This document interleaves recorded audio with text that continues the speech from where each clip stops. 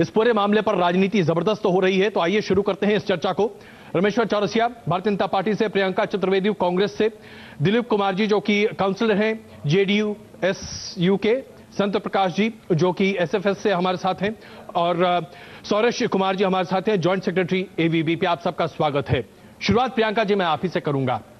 क्या आज ऐसी स्थिति आ गई है कि हमारे देश में अफजल गुरु और भट्ट जैसे आतंकियों के समर्थन में नारे लगाए जाएं, और जो व्यक्ति इसके खिलाफ विरोध करे उस व्यक्ति पर ही मैं आज सवाल खड़े करने शुरू कर दें? जो लोग आज इन नारे लगाने वाले लोगों के खिलाफ खड़े हों उन्हें हम देशद्रोही माने, क्या यह सही माना जाएगा? प्रियंका जी देखिए, आपकी आवाज ब्रेक कर रही है, पर मैं आपका सवाल ये समझ पा रही हूँ। आपने ये पूछा है कि क्या ये करना, अफजल गुरु के सपोर्ट में रैलीज निकालना, क्या ये सही है? जी नहीं, बिल्कुल सही नहीं है। एक जुडिशियल प्रोसेस था जिसके अंतर्गत उनको सारा जो न्याय प्रक्रिया होती है, न्याय प्रक्रिया दी गई, उसके बाद उनका जो पनिशमेंट था उनको दिया गया। उनकी नारेबाजी करना, उनके समर्थन में नारेबाजी करना, उसके आड़ में आप एंटी इंडिया के स्लोगन्स लगाना, वो बहुत ही गलत है। और जो लॉ एंड ऑर्डर होना चाहिए वो लागू होना जरूरी है, और मैसेज जाना जरूरी है कि इस तरीके का अभिव्यक्ति की आजादी का आप उल्लंघन नहीं कर सकते हैं। हमें जिम्मेदारी मिली है, उस जिम्मेदारी भी निभाना जरूरी है। ये कहते हुए मैं दूसरी चीज यहां पे कहना चाहूंगी कि कहीं ये अभिव्यक्ति की आजादी की आड़ में और सेडिशन की आड़ में भारतीय जनता पार्टी एबीवीपी का जो एजेंडा है उसको जेएनयू में ना चलाए। जेएनयू में 9000 बच्चे हैं, तो 100 बच्चे या 100 या मैं कहूंगी 50 जो भी नंबर के स्टूडेंट्स थे जो इस प्रोटेस्ट में पार्ट ले रहे थे, उनके बहाने जेएनयू को बंद करने की बात कहे या ऐसी बातें कहें कि सब वहां में जो भी पढ़ते हैं वो देशद्रोही हैं, वो और भी गलत होगा। नहीं प्रियंका जी, लेकिन यहाँ बुनियादी सवाल मैं आपसे समझना चाहता हूं, आप इस निष्कर्ष पर कैसे पहुंच रही हैं कि भारतीय जनता पार्टी की अगुवाई की सरकार आज एबीवीपी के बहाने जेएनयू को बंद कराने की कोशिश कर रही है? शायद ऐसा कर पाना किसी के हाथ में नहीं होगा, क्योंकि जेएनयू से सिर्फ वामपंथी दल ही नहीं बल्कि अन्य दल के लोग भी वहां पर रहे हैं, हम जैसे लोग भी वहां से पढ़कर निकले हैं। अच्छा, हाँ, मैं आपका बिल्कुल अजय जी, मैंने कहीं भी ये नहीं कहा कि बीजेपी ये काम कर रही है। मैंने अब बीजेपी इसकी आड़ में ये काम ना करे, मैंने ये कहा है।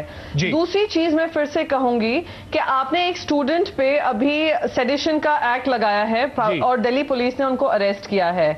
वो स्टूडेंट अभी ना ही जो प्रोक्टोरियल बोर्ड होता है, प्रोक्टोरियल बोर्ड ने भी अपना कोई डिसीजन नहीं लिया है, आपने उसको अरेस्ट किया है सेडिशन चार्जेस पे। तो हम बस यही कहेंगे कि उसकी आड़ में मिसयूज ना हो और 9000 बच्चे हैं उनको देशद्रोही करार ना किया जाए, क्योंकि हम सभी एजिटेटेड हैं। देशद्रोही 9000 बच्चों को कहना गलत होगा। बिल्कुल, इसमें कोई शक नहीं है कि जेएनयू को देशद्रोह का केंद्र नहीं माना जा सकता, इस पर कहीं कोई विरोधाभास नहीं हो सकता। लेकिन मैं यही सवाल संत प्रकाश जी आपके सामने लेकर आना चाहता हूं। मैं आ रहा हूं प्रियंका जी आपके पास, बस एक मिनट क्षमा चाहूंगा। जेएनयू देशद्रोही कैंपस है। बिल्कुल नहीं, डॉक्टर संत प्रकाश जी, आज ये परसेप्शन अगर बनाने की कोशिश की जा रही है तो क्या इसके लिए बहुत हद तक जेएनयू के छात्र संघ जिम्मेदार नहीं है? अगर नक्सलवाद की बात होती है तो वहां पर नक्सलवादियों के समर्थन में नारे लगाए जाते हैं, जबकि हम जानते हैं कि वो नक्सलवाद हमारे देश को किस तरीके से घुन की तरह चाटता चला जा रहा है। आज आतंकवादियों के समर्थन में अगर वहां नारे लगाए जाते हैं तो क्या ये जेएनयू कैंपस में रह रहे छात्रों की नैतिक जिम्मेदारी नहीं है कि ऐसे लोगों पर अंकुश लगाया जाए? डॉक्टर संत प्रकाश। जी देखिए अजय जी, अगर इसकी बात कर रहे हैं तो जैसे भारत का एग्जाम्पल ले लें। भारत में नक्सल समस्या है और भारत के अंदर नक्सल प्रॉब्लम है। भारत के अंदर कश्मीर की समस्या है। कश्मीर हमारे देश का अभिन्न अंग है। अगर कश्मीर के कुछ सेपरेटिस्ट ग्रुप अगर डिमांड करते हैं कि हम अलग होना चाहते हैं देश से, तो क्या पूरे देश को देशद्रोही मान लिया जाए? क्या नहीं, मैं जरा आप जेएनयू पे लागू कर सकते हैं? अगर कुछ संत प्रकाश जी, मैं जरा समझना चाहता हूं कि कश्मीर में एक्टिव सेपरेटिस्ट ग्रुप कश्मीर में ही माइनॉरिटी में है, लेकिन क्या उनके पास ये इख्तियार है कि वो जेएनयू कैंपस में आकर अफजल गुरु की हिमायती करें और उनके समर्थन में नारे लगवाएं? क्या आप इसके समर्थन में हैं? ये तो सरासर गलत है, इसके खिलाफ हम हैं। ये सरासर गलत है, जिसने भी किया है उसके खिलाफ हम हैं।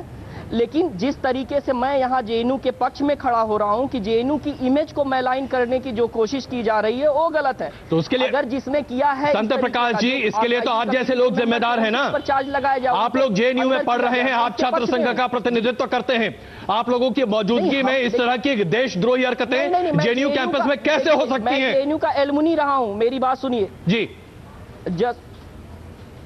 भाई साहब मेरी बात सुनिएगा। मैं पहली बात आपको बता दूं, आपके जिन्होंने मुझसे कांटेक्ट किया था, मैंने कहा था कि मैं बहुत बड़ा राष्ट्रवादी आदमी हूं और इस तरीके की बातें मुझसे ना की जाए। हम स्टूडेंट फ्रंट फॉर स्वराज से हैं, स्वराज अभियान से हैं जी। इसके पहले मैं आम आदमी पार्टी में रहा हूं और मैं बहुत बड़ा राष्ट्रवादी आदमी हूं। आपकी राष्ट्रवादिता पर कोई सवाल नहीं है यहाँ पर संत प्रकाश जी, लेकिन यही दिलीप कुमार जी, मैं आपसे ये सवाल जानना चाहता हूँ। नहीं सुनिए, आप मेरी बात, संत प्रकाश जी प्लीज एक मिनट। जो जेएनयू संत प्रकाश जी लगाया जा रहा है, जेएनयू ने एक से एक आदमी।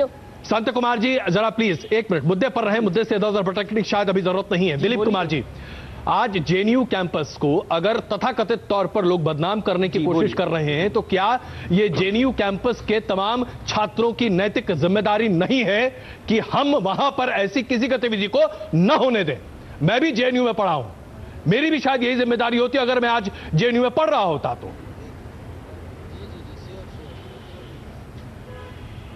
देखिए, मैं इस पे कहना चाहूंगा कि एकदम इस छात्रों को, यहाँ पढ़ने वाले छात्रों का जो जिम्मेदार छात्र हैं, मैं जेएनयू का एक मेंबर हूं, मैं उसी नैतिक जिम्मेदारी के साथ कह रहा हूं कि जो भी इस तरीके का एक्ट किया है उनके खिलाफ कार्रवाई की जाए, न कि पूरे विश्वविद्यालय के छात्रों को बदनाम किया जाए। मैं एकदम नैतिक जिम्मेदारी के साथ कह रहा हूं। अगर जिम्मेदारी जो मेरी है, मैं वही आपके सामने प्रकट कर रहा हूं कि एक एज ए छात्र नेता, जो एक स्टूडेंट लीडर होता है किसी भी यूनिवर्सिटी का, उसकी एक जिम्मेदारी होती है किसी भी उस यूनिवर्सिटी में जो समाज विरोधी, देश विरोधी जो भी घटनाएं घटती हैं उसको नैतिक रूप से उसको खारिज करना चाहिए। मैं इसको खारिज करता हूं, लेकिन उसके साथ साथ जो सुब्रमण्यम स्वामी जैसे नेता जिनका बहुत खराब इतिहास रहा है, उसको उस कैंपस को बदनाम करने की कोशिश कर रहे हैं, उसको हम लोग नाकाम करेंगे। मैं उसके पक्ष में नहीं हूं। जवाहरलाल नेहरू विश्वविद्यालय एक प्रतिष्ठित विश्वविद्यालय है। रामेश्वर चौरसिया जी, क्या भारतीय जनता पार्टी से मुहिम बना रही है कि जेएनयू दरअसल वामपंथियों का गढ़ है, इसलिए उस यूनिवर्सिटी को टारगेट किया जाए क्योंकि आप हैदराबाद यूनिवर्सिटी में बहुत कामयाब नहीं रह पाए? रामेश्वर चौरसिया जी, यह आरोप भारतीय जनता पार्टी पर तमाम विपक्ष लगा रहा है। अजय जी, ये भारतीय जनता पार्टी, कांग्रेस या किसी पॉलिटिकल पार्टी का मामला होना ही नहीं चाहिए, पहली बात। और आप जेएनयू के स्टूडेंट रहे हैं तो मैं भी जेएनयू में 3 साल पढ़ाई किया हूं।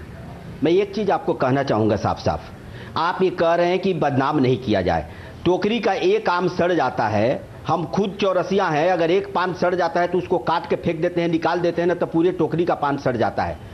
मैं आपसे एक बात कहना चाहता हूं कि ऐसे नारे लगाने वाले लोग, पहले तो इनको परमिशन कैसे मिला कि एक आतंकवादी की बरसी मनाई जाए? ये सुभाष चंद्र बोस की बरसी थोड़े मना रहे थे, गांधी जी की थोड़े शहादत दिवस मना रहे थे। आतंकवादी की बरसी मनाने की पहले तो इजाजत दी गई और ये कह रहे हैं, इसके पीछे का समझिए अजय जी, यही स्टूडेंट है करोड़ों खर्च हो रहा है, आईएएस बनेंगे, इंजीनियर बनेंगे, देश के कर्णधार लोग हैं। अजय जी इनका अब देखिए, अफजल गुरु भी प्रोफेसर था, इंटेलेक्चुअल था, उसके संबंध आतंकवादियों से था, कितना देश को नुकसान पहुंचा। अगर इनकी जांच नहीं हुई, जितने लोग इसमें शामिल है, पहले तो उनको यूनिवर्सिटी से रस्टिकेट करे, देशद्रोह का मुकदमा चलाए और कड़े मुकदमा चलाए। और मैं मानता हूं कि आतंकवादियों से इनके लिंक नहीं है तो कैसे प्रदर्शन कर रहे हैं? प्रियंका जी, ये किस तरह से एक सप्ताह से पोस्टर लगा है, एक मिनट, एक सप्ताह से पोस्टर लगा है, आप कह रहे हो कि एबीवीपी मार्च कर रहा है। मैं तो कह रहा हूं कि इसमें एनएसयूआई, कांग्रेस, एसएफआई, एआईएसएफ सबको मार्च करना चाहिए के खिलाफ जिन्होंने नारा लगाया, इनको निकालने की बात करनी चाहिए थी। कि जिनके साथ ये जम्मू कश्मीर में सरकार चला रहे हैं, उन्होंने भी इस तरीके की बातें कही हैं। इनकी सत्ता में आने के बाद ऐसे बहुत सारे आजादी के नारे लगे हैं। मैं आपसे पूछना चाहती हूँ, आपके खुद के एमपी ने गोडसे के बारे में क्या क्या कहा है, उन पे किसी तरीके के सेडिशन चार्जेस लगे। मैं आपको बार बार यही कहूंगी, आप मुझे जवाब देने देंगे? 7 साल आप लोगों ने राज किया प्रियंका जी, लेकिन आप रामेश्वर जी नहीं आई। रामेश्वर जी जरा सुन तो लीजिए, प्रियंका जी क्या कह रही है।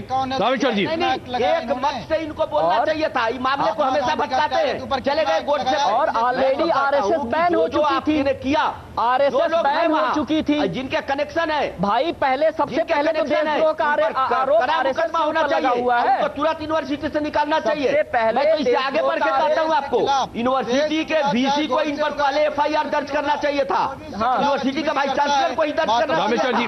रामेश्वर जी प्लीज अगर आप सब एक एक करके बोलेंगे तो हम सब समझ पाएंगे कि आखिरकार मुद्दा क्या है।